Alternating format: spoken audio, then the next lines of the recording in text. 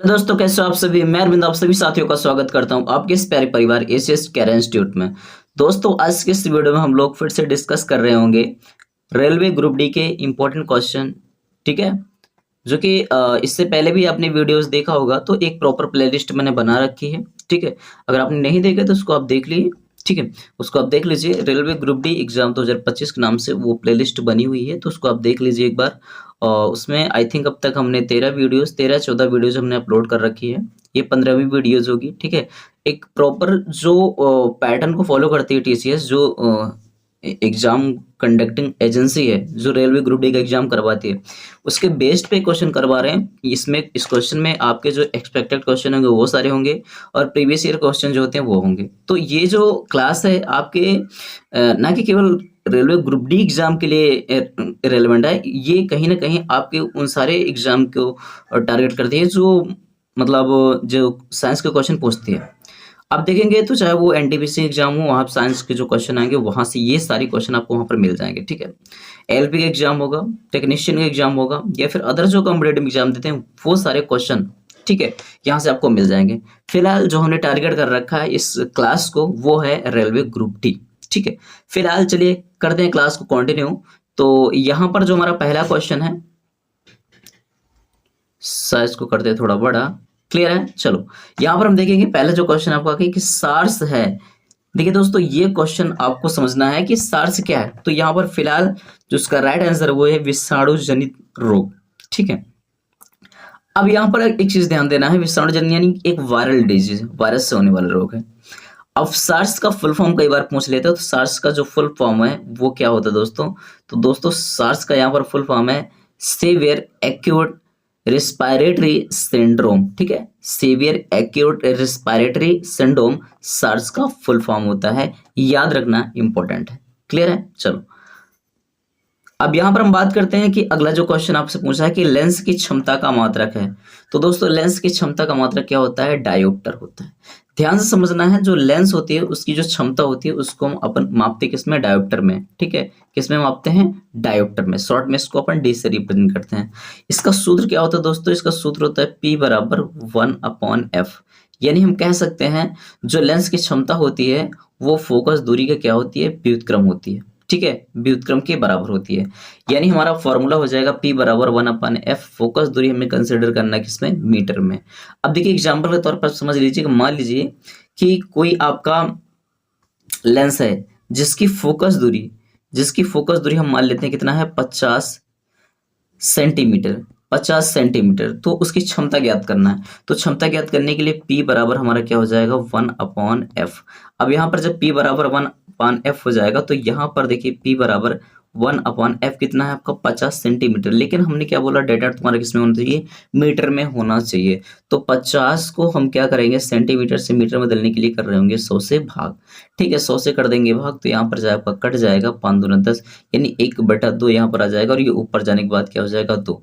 तो 2 डायोप्टर आपका right answer हो जाएगा। या फिर डायरेक्टली इसको आप पुट कर सकते हो कि अगर डेटा आपका सेंटीमीटर में दिया हो तो कुछ नहीं करना, सीधा आपको लिखना है P इक्वल 100 अपॉन आपको F करना होता है। तो P इक्वल ये हो जाएगा आपका 100, और अपॉन F कितना आपका 50, काट दीजिएगा, कितना आ जाएगा? 2। यानी आपका आ जाएगा 2 डायोप्टर। अब डायोप्टर, ये 2 डायोप्टर आपका लेंस की क्षमता हो गई। ठीक है, मैंने एक एग्जांपल के थ्रू आपको समझाया। अब एक क्वेश्चन आपसे और पूछता है कि अगर लेंस की क्षमता पॉजिटिव है तो कौन सा लेंस होगा, और लेंस की क्षमता नेगेटिव है तो कौन सा लेंस होगा। क्लियर है? तो यहाँ पर एक चीज ध्यान देना है, अगर लेंस की क्षमता पॉजिटिव है, लेंस की क्षमता पॉजिटिव है, तो आपका जो लेंस होगा वो होगा आपका उत्तल लेंस। ठीक है, लेंस होगा उत्तल। और लेंस की क्षमता अगर नेगेटिव है तो लेंस होगा आपका अवतल। ये बात आपको ध्यान रखना है। क्यों होगा ऐसा? क्योंकि जो अवतल लेंस जो होगा, अवतल लेंस जो होगा, उसकी जो फोकस दूरी होगी बेसिकली क्या होगी? माइनस में होगी, और उत्तल जो होगी उसकी क्या होगी? प्लस में होगी। ये बात भी आपको ध्यान रखना है। लेंस की क्षमता होती क्या है? तो दोस्तों, किसी भी लेंस के द्वारा, मतलब आपका कोई लेंस है तो लेंस द्वारा प्रकाश की किरणों को मोड़ने की जो क्षमता होती है उसी को हम क्या बोलते हैं? लेंस की क्षमता बोलेंगे। अब मान लीजिए हमारा ये एक लेंस है। ठीक है, ये एक लेंस है, ये हमारा एक लेंस है। ठीक है, ये कौन सा लेंस है? उत्तल, यानी कि अभी सारी लेंस है। ठीक है, चलो, अब यहाँ पर एक काम करते हैं। अब यहाँ से मान लेते हैं ये क्या हो गया? प्रकाश के केंद्र हो गया। अब क्या हो जाएंगे? प्रकाश की किरणें अगर यहाँ से गुजरेंगी, ठीक है, इस तरीके से। तो प्रकाश की किरणें कितना मतलब ये मुड़ रही हैं, मतलब ये प्रकाश की किरणें को कितना मोड़ रहा है ये मैटर करता है। तो जितना प्रकाश किरणों को मोड़ेगा वही क्या हो जाएगी, क्या वही इसकी क्या हो जाएगी, क्षमता हो जाएगी। प्रकाश किरणें जितना ज्यादा मुड़ेंगी वही उसकी क्या हो जाएगी, क्षमता हो जाएगी। एक चीज ध्यान रखना है, जो आपका उत्तल लेंस होता है वो आपका अभिसारी होता है। अभिसारी इन द सेंस की जो प्रकाश की किरणें होती हैं वो आपका क्या होती हैं कि एक पॉइंट पर मिल जाती हैं अपवर्तन के पश्चात। लेकिन जो आपका अवतल लेंस होता है, ये आपका अवतल लेंस होता है, इसमें आपका ऐसा कुछ सीन होता है कि प्रकाश की जो किरणें होती हैं वो यहाँ पर क्या होती हैं, अब अपसरित हो जाती हैं। क्या हो जाती हैं, अपसरित। अपसरित मतलब वो क्या होती हैं, दूर हो जाती हैं। तो इसलिए यहाँ पर आपने ध्यान रखना है, ठीक है। तो मोड़ने की जो क्षमता होती है, प्रकाश किरणों को जो मोड़ने की जो क्षमता होती है उसी को क्या बोला जाता है, लेंस की क्षमता बोला जाता है। सीधी सीधी बात अगर आपसे पूछा जाता है कि लेंस की क्षमता क्या होती है, तो लेंस द्वारा प्रकाश की किरणों को मोड़ने की जो क्षमता होती है उसको लेंस की क्षमता कहते हैं। उत्तल लेंस की जो क्षमता होती है पॉजिटिव होती है, उत्तल लेंस की क्षमता नेगेटिव होती है। लेंस की क्षमता का मात्रक क्या होता है, डायोप्टर होता है, और उसका फॉर्मूला क्या होता है, P बराबर 1/f होता है, और डाटा आपका मीटर में होना चाहिए। होपफुली दोस्तों आपको ये बातें समझ में आ गई होंगी, ठीक है। चलिए बढ़ते हैं अगले क्वेश्चन की तरफ। अगला क्वेश्चन आपका क्या है, ज्योति तीव्रता का मात्रक है। तो दोस्तों ज्योति तीव्रता का मात्रक क्या होता है, कैंडेला होता है, ठीक है। ज्योति तीव्रता का मात्रक आपका कैंडेला होता है, याद रखना है। ये आपकी मूल राशियां जो 7 होती है उसमें से एक राशि आपकी ये भी है, ठीक है। कमेंट बॉक्स में आप बताइएगा कि कितनी मूल राशियां होती हैं, ठीक है, और मुख्य कितनी होती है, और क्या बोलते हैं पूरक कितनी होती हैं, और उसके हिसाब से अगर देखा जाए तो कुल कितनी होती है। तो मूल राशियां कितनी होती है और पूरक कितनी होती है, कमेंट बॉक्स में बताना आपको। अगला क्वेश्चन आपका आपेक्षिक आर्द्रता का मापक है। दोस्तों आर्द्रता मापने का जो आपका यंत्र होता है दोस्तों वो आपका क्या होता है, हाइग्रोमीटर। यानी आपका ऐसा समझो कि वायुमंडल में, ठीक है, वायुमंडल में कितनी नमी मौजूद है, या फिर जो वायु है उस, ठीक है, उसमें कितनी मॉइस्चराइजिंग, उसको मापने का जो यंत्र होता है हमारा क्या होता है, वो आपका हाइग्रोमीटर होता है। लेकिन अगर आपसे पूछ ले आपेक्षिक घनत्व मापा जाता है किससे, तो वो मापा जाता है दोस्तों हाइड्रोमीटर से। हाइग्रोमीटर ध्यान देना अपेक्षिक आर्द्रता को मापता है, हाइड्रोमीटर अपेक्षिक घनत्व को मापता है। बिल्कुल ध्यान रखना, कंफ्यूज नहीं होना आपको, ठीक है। चलिए बढ़ते हैं अगला क्वेश्चन की तरफ। अगला है आपका कि बर्फ की गुप्त ऊष्मा होती है, बर्फ की जो गुप्त ऊष्मा होती है, लेटेंट हीट होती है, कितनी होती है, तो 80 किलो कैलोरी होती है बर्फ की गुप्त ऊष्मा। अगला है कि डॉपलर प्रभाव संबंधित है। तो दोस्तों डॉपलर प्रभाव किससे संबंधित है, तो वो संबंधित है आपका ध्वनि से। अब डॉपलर प्रभाव क्या होता है आपको अगर बताएं तो आप सभी को पता है, यहाँ पर एक होता है स्रोत और एक होता है श्रोता, ठीक है। एक होता है स्रोत और एक होता है आपका श्रोता। यानी यहाँ से मान लीजिए कि एक ऐसा मतलब कोई भी वस्तु है, कोई भी चीज है जहां से ध्वनि निकल रही है। अब यहाँ से जब ध्वनि निकल रही है तो यहाँ पर जो सुनने वाला इंसान है, अब अगर ये स्रोत एक जगह पर और श्रोता अगर दूर जा रहा हो तो जो इसकी ध्वनि होगी क्या हो जाएगी, कम सुनाई पड़ेगी। अगर श्रोता क्या हो रहा है, पास में आ रहा है इसके, तो ध्वनि क्या हो जाएगी, तीव्रता इसकी बढ़ जाएगी, इसको ज्यादा तेज सुनाई पड़ेगी। या फिर श्रोता एक जगह पर है, स्रोत अगर बढ़ रहा हो इसकी दिशा में तो भी क्या हो जाएगी, ध्वनि बढ़ जाएगी। अगर श्रोता एक जगह पर स्रोत दूर जा रहा हो तब भी क्या हो जाएगी, घट जाएगी। यही है आपका डॉपलर प्रभाव। यानी एक एग्जांपल के थ्रू समझाते हैं कि मान लीजिए कि ये आप हैं और आपकी तरफ ट्रेन आ रही है, तो जब आपकी तरफ ट्रेन आती है तो जब हॉर्न बजाती है ट्रेन तो उसकी आवाज जो होती है बहुत तेज आपको सुनाई पड़ती है।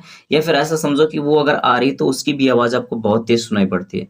लेकिन अगर वही अगर दूर जा रही हो तो फिर उसकी जो आवाज होती है वो कम हो जाती है, ठीक है। यही आपका क्या कहलाता है, आपका डॉपलर प्रभाव। तो डॉपलर प्रभाव किससे संबंधित है दोस्तों, वो ध्वनि से संबंधित है।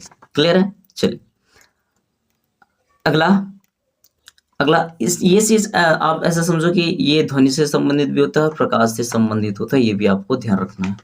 प्रकाश के साथ भी वही सीन होता है। बात करते हैं समुद्री दूरी मापने की इकाई होती है।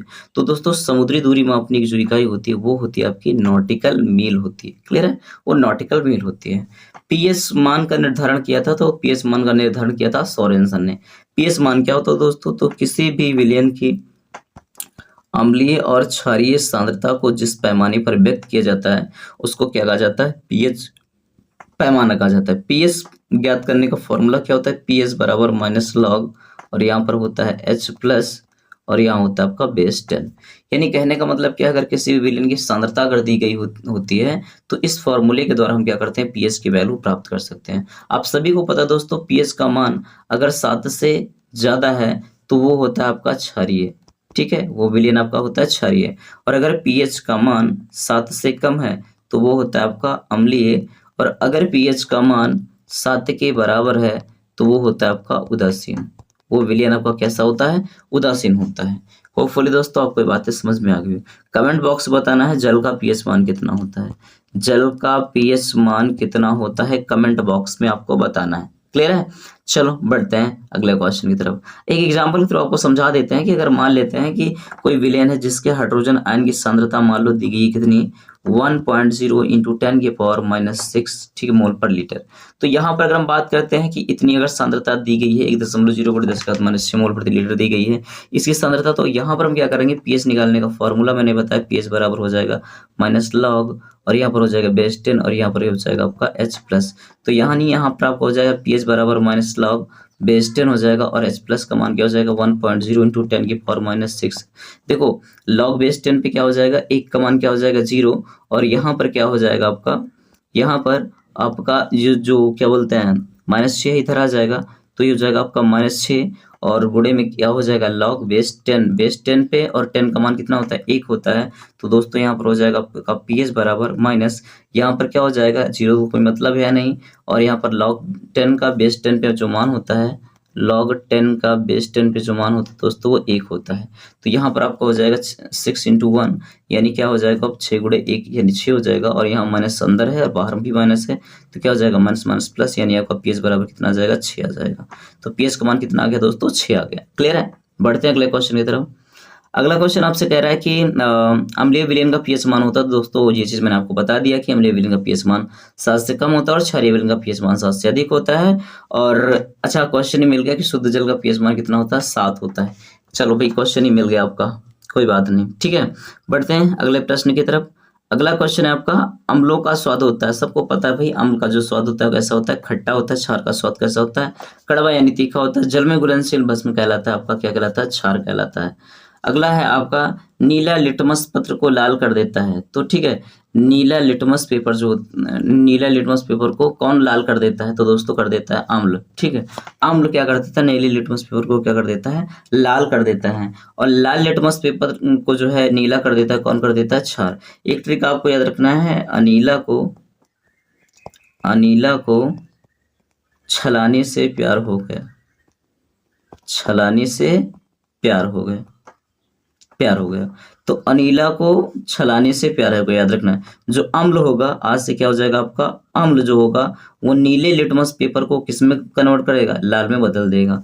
लेकिन जो क्षार होगा वो लाल को किस में कर देगा, नीले में कर देगा। तो अनीला और छलानी आपको याद रखना, आप कभी नहीं भूलेंगे। क्वेश्चन एक बहुत ज्यादा पूछा जाता है आपके पेपर में कि जो आपका लिटमस पेपर होता है किसका बना होता है दोस्तों, वेरी वेरी इंपॉर्टेंट क्वेश्चन। तो आपसे पूछता है किसका बना होता है, तो दोस्तों बना होता है लाइकेन का। और लाइकेन किससे बना होता है दोस्तों, ये बना होता है आपका कवक और शैवाल का। किसका बना होता है, कवक और शैवाल का बना हुआ होता है लाइकेन। ध्यान रखना है, क्वेश्चन पूछता है आपके एग्जाम में। कवक का अध्ययन क्या कहलाता है दोस्तों, तो कवक का अध्ययन कहलाता है माइकोलॉजी। कवक का अध्ययन कहलाता है माइकोलॉजी, और शैवाल का अध्ययन क्या कहलाता है, फाइकोलॉजी। शैवाल का अध्ययन आपका क्या कहलाएगा दोस्तों, फाइकोलॉजी। जितने भी पॉइंट मैं आपको सब बता रहा हूँ सारे पॉइंट आप नोट कर लीजिएगा। क्लियर है? चलो बढ़ते हैं अगले क्वेश्चन की तरफ। ठीक है, अगला जो क्वेश्चन आपका वो ये कह रहा है कि अम्ल में कौन से तत्व परमाणु अनिवार्य रूप से रहता है, तो दोस्तों ऑब्वियस सी बात है हाइड्रोजन, क्योंकि हम लोगों आपके ऐसे पदार्थ जो जलीय विलयन में क्या होते हैं H+ आयन देते हैं वो आपका क्या कहलाते हैं, अम्ल कहलाते हैं। तो इसका होना मस्ट है, जरूरी है मेरे भाई। प्रयोगशाला में उपयोग किया जाने वाला लिटमस पत्र प्राप्त किया जाता है तो किससे, लाइकेन से। अभी मैंने आपको ताजा बताया। अगला है आपका, हाँ, निलंबन में प्रक्षेपित कणों का आकार होता है, तो दोस्तों कितना होता है, 10⁻² सेंटीमीटर। 10⁻² सेंटीमीटर होता है निलंबन में प्रक्षेपित कणों का आकार। कोलाइड में प्रक्षेपित कणों का आकार जो होता है कितना होता है, 10⁻5 से 10⁻7 सेंटीमीटर के बीच में होता है। ये बात आपको ध्यान रखना है, कोलाइड के कणों का आकार और ये निलंबन के कणों का आकार। कार्बन के 2 अपर रूप है दोस्तों, कार्बन के 2 अपर रूप है बिल्कुल। आपका एक है आपका डायमंड और एक आपका है ग्रेफाइट। तो डायमंड, एक चीज आपने ध्यान रखना है, अपर रूप क्या होता है, तो मतलब ऐसा समझो कि कोई ऐसा तत्व जिसके मतलब कई रूप होते हैं, कई रूप होते हैं, एक ही से मिलकर कई उसके कई रूप बने होते हैं, तो उसको क्या बोला जाता है, अपर रूप कहा जाता है। जैसे जो हीरा है और जो ग्रेफाइट है, ये दोनों के दोनों किससे बने होते हैं, ये दोनों के दोनों कार्बन से बने होते हैं, लेकिन इनके जो गुण होते हैं डिफरेंट होते हैं। बात करते हैं ग्रेफाइट के, तो ग्रेफाइट जो होता है वो क्या होता है, विद्युत का सुचालक होता है। ग्रेफाइट विद्युत का सुचालक होता है, लेकिन हीरा जो होता है विद्युत का क्या होता है, विद्युत का आपका जो हीरा होता है क्या होता है, आपका कुचालक होता है। तो होपफुली दोस्तों ये बातें आपको समझ में आ गई होंगी।